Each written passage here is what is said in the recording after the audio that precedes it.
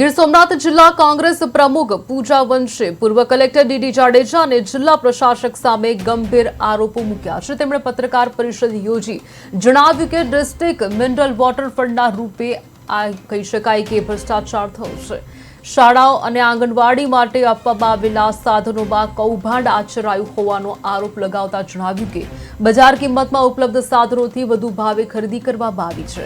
કોંગ્રેસ પ્રમુખે આ મામલે તપાસ અને જવાબદારી નક્કી કરવા તાકીદ કરી છે।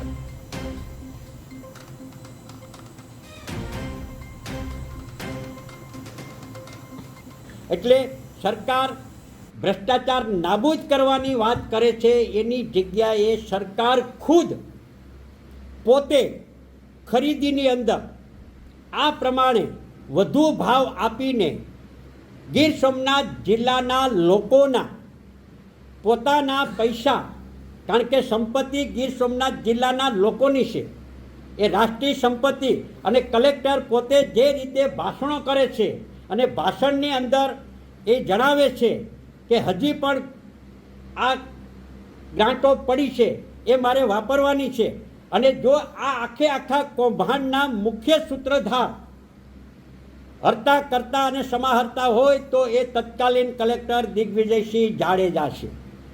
હું આ વાત એટલા માટે કરી રહ્યો છું કે એમણે જે રીતે ભાષણો કર્યા છે, મેં તમે કોડીનારની અંદર અને તમે ચેનલની અંદર ભાષણો કર્યા છે, એમનો વિદાય સમારંભ હતો ત્યારે જે એમણે જે પ્રવચન આપ્યા છે એ પ્રવચન સાંભળો તો એણે જે કામ કર્યું છે। બીજો મુદ્દો એ કહું છું કે આ પ્રાથમિક શાળામાં જે સાધનો આપવામાં આવ્યા છે એનું અમલીકરણ અધિકારી તરીકે એ પ્રાથમિક જિલ્લા શિક્ષણ અધિકારી હોય છે, એટલે કે ડીપીઓ। પણ જે